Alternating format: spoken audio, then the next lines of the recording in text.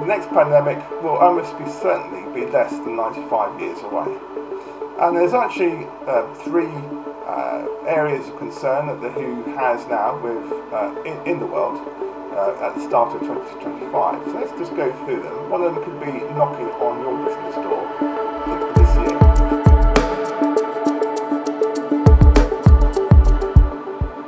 Hello and welcome to this week's Future Marketing episode. We do this channel because we want to give you the heads up of events which are coming down your way, coming down from the future, coming to you. The events don't always occur, but I consider them to be likely to occur. And I'm focusing on ones which are likely to occur this year in 2025, although there's no guarantee that they will occur. So it's a heads up. Again, it's not really forcing you to commit to spending money, but it's to give you a sense of what to expect from this year. Now, last week I talked about the SWOT analysis. I realised in some of the comments that not everyone realised what the SWOT analysis was. So SWOT analysis stands for strengths, weaknesses, opportunities and threats. And broadly speaking, the opportunity and threats is external opportunity and threats for your business, and strengths and weaknesses are to do with your internal strengths and weaknesses. And often a weakness in your business can, when combined with a threat, can lead to disaster, or a strength when met with an opportunity can lead to further business success. So obviously this week I'm focusing on opportunities and threats that are in the future, could occur this year, and I'll deem them as being fairly likely but not guaranteed. Okay. So if you're interested in this sort of thing, please like and subscribe. And I'm going to get on with the main topic now of this week's episode, which is pandemics. Now you're thinking, Andre, there can't be another pandemic. We've only just had one a few years ago. So, I'm not worried about pandemics.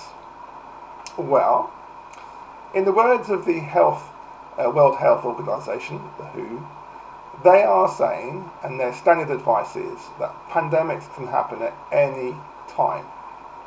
Now, I guess that's always been true, and if they keep issuing that advice, then people will turn a blind eye to it. Well, yeah, of course, pandemics could happen at any time, but it's not very likely, is it? Because we've just had a major one. Well, the sad fact is that pandemics is really more of a measure of how many people in the world there are, how many concurrent illnesses they have at any one time, and also how many animals are ill in the world at any one time, and how many concurrent viruses they may have at the same time. And with the growth of the human race, the numbers of people on the planet Earth, so has the growth of animals, farmed animals, and so there's a lot of living entities all able to be ill with one thing and then catch another. And through a process of what's called reassortment, those two different illnesses can combine in their body, whether it's a dog, cat or human, can recombine to create a really nasty virus, a virus that can jump from human to human, that has high mortality rates, that a bit like COVID is easily spread. So as the human race grows, as the number of animals we farm and have grow, so actually the more likely pandemics happen. Now, hopefully we won't ever get into a situation there's one every year. And the COVID one, there was a big gap between the 1918 sort of bird flu and the COVID one. So that's a good, good sort of nearly 100 years or 95 years between the two. But the next pandemic will almost certainly be less than 95 years away. And there's actually three areas of concern that the WHO has now in the world at the start of 2025. So let's just go through them. One of them could be knocking on your business door this year. So we're going to start with the current bird flu, which is massively spreading in America. Particularly the western half of America, but it's rapidly spreading throughout the USA. And this is bird flu in the very real sense. This is a flu that birds catch and can pass on, but it's now mutated slightly to go to cattle, and lots of cattle are having to be culled over there, and cats and dogs and really any kind of mammal can catch it. Humans are catching it, but only directly as a result of working in close proximity to live or dead cattle, birds, cats and dogs. So they're catching it. 66 people in America have so far caught it, although I stress that it's not human transmission yet. However, this year it's also arriving at the same time as a particular peak in the seasonal flu. And this is also the case in the UK as well. The seasonal flu is very, very high. A lot of people have got it at the moment.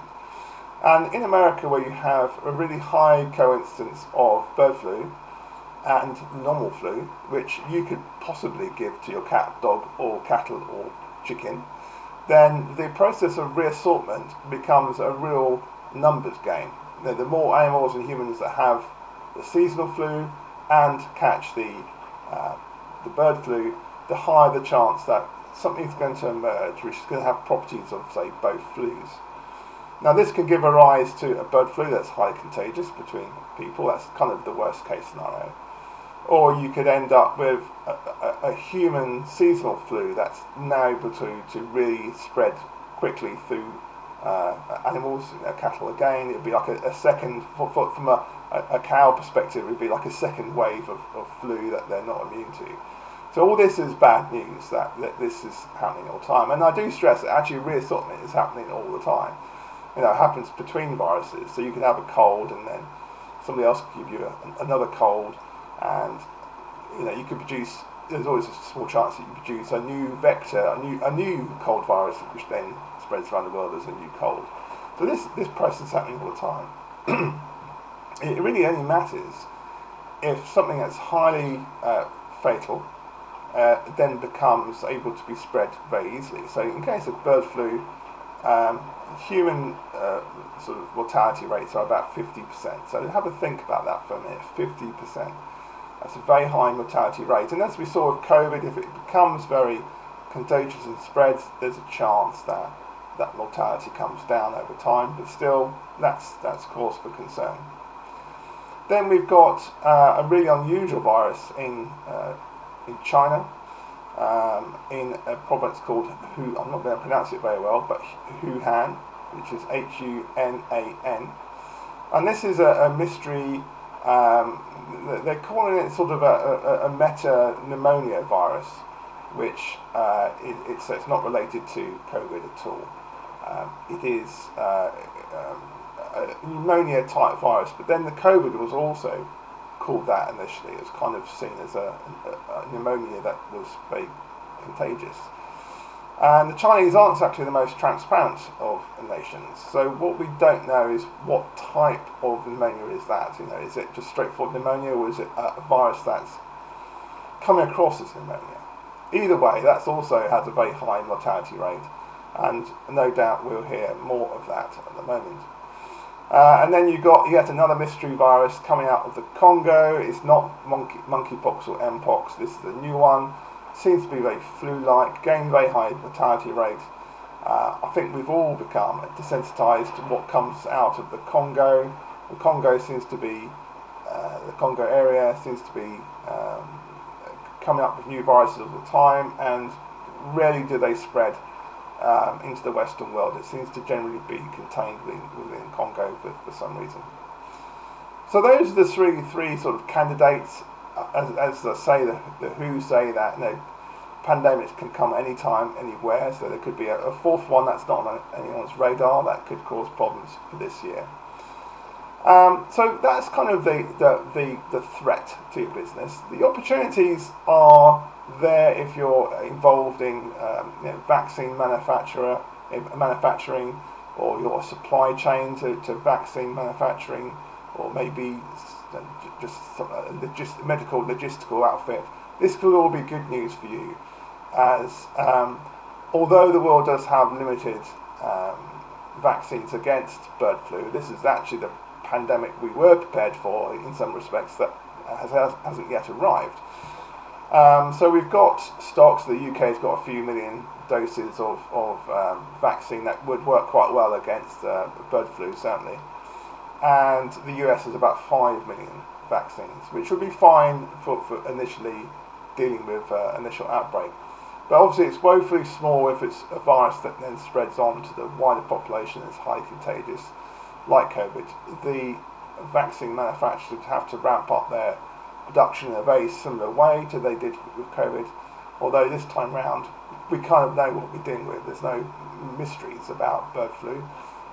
It's been bubbling away in wildlife for a good sort of 10, 15 years, and a few years ago it decimated wild birds in the UK. You went up to Scotland and you just see dead birds everywhere because it just wiped out most of the wild birds in Scotland. But that's kind of, for the UK, that's kind of past. I guess the local wild bird population is kind of resistant to it now. But in America, this is so far not the case. So you're thinking, Andre, okay, this is all very well. I don't feel so cheerful anymore. You're telling me that there's potentially 3 different pandemics that could come and knock on my business door. Well, in some cases, this is always the case. There's always a threat of this happening, and it may not happen this year. But some of the suggestions are that it might. There's I'd say a 50% chance of it happening this year. So you're thinking, okay, what can I do about it? Well, it's going to be very similar to COVID in terms of what you as a business has to do. Okay, I wouldn't count on any government lockdowns happening. Because unless it's a really, really strange virus, we know what we're dealing with. We already have some vaccines, which was not the case with COVID. And in many Western countries, including the UK, the governments can't afford another series of lockdowns. It almost bankrupted the UK, and it didn't do any favours for any other country that followed suit. So don't expect lockdowns to happen unless something goes very terribly wrong, because the Western governments can't afford to do it. They just can't. It was a very, very expensive intervention. However, there was, if you remember from COVID days, there was lots of interventions that cost the government relatively little money that were still quite effective. So do you remember the old Perspex screens in the office? Either the clip-on Perspex screens, or to sort of help with social distancing where physical social distancing wasn't possible. Well, it's worth doing an audit, do a business audit to where all these bits and bobs that you brought for COVID, where are they now? Did you scrap them? Did you sell them? Have you got them in a cupboard somewhere? Just do a little audit. Find out what of anything did you keep from the COVID days. Did you keep these screens? Did you keep what other stuff was there? Like labels or stickers that you could put up reminding people to wash their hands, or to sneeze in their elbow, or other stuff. But do a little audit, find out whether you've got any of this stuff. If it's like files, find out if you've got the files still for printing out warning signs and leaflets and stuff like that. Also, I would find out where you can buy these things if you have to, and sort of bookmark that website in your browser. So the day that it's on the news and you know it's coming your way, you just have to go to your bookmarked websites and you can just order them straight away. The danger, of course, is if everyone's doing the same, they'll sell out. So at least if you've got it bookmarked, you won't waste time searching for these things if you've got them already bookmarked. I'm talking about suppliers, basically, PPE suppliers. Next thing, as you probably remember from COVID, is when it really gets going, you place an order for, say, 50 laptops. It's not going to work because everyone will be doing the same, and laptops have sold out. So being slightly ahead of the curve, ask yourself if your business had to run on 20% of your staff in a worst case scenario, who would they be? Have they already got laptops they could use? They don't need to be fast. They can be quite basic laptops, but have they got the ability to work remotely? So I'm thinking about maybe your key managers, directors, key members or senior members of staff. try to have a think about who do you want to be able to work if the governments do sort of shut down businesses. Now this is, as I say, not likely to occur, because if they shut down businesses they would feel obliged to compensate them, and that's money that the government can't afford. So it probably won't come to that, but have that in the back of your mind. Also, if people are actually ill with the flu, there could well be a few days when they can work, although they can't come in because they'd be too contagious. So having some sort of pool of laptops is very useful, even if to some extent they're communal laptops. They're very useful to share out to any key members of staff that are working from home because they're ill. What other things are there? So really from the COVID days, if you had sort of social distancing, how did that work in practice? If you had, I'm just trying to think, if you had people who were ill, what processes did you have? I mean, some of this is government directed, so would there be test kits if a pandemic came out? Would people only be able to return to work if they're clear? That's a little less unsure to be known. The COVID test kits were obviously not free. I mean, it cost the government lots of money to make them. Second time around it might be a bit cheaper, because obviously the world has to some extent now the capability or the understanding how to make millions and millions of test kits. But again, that was a fairly expensive thing. So keep an eye out for governments to become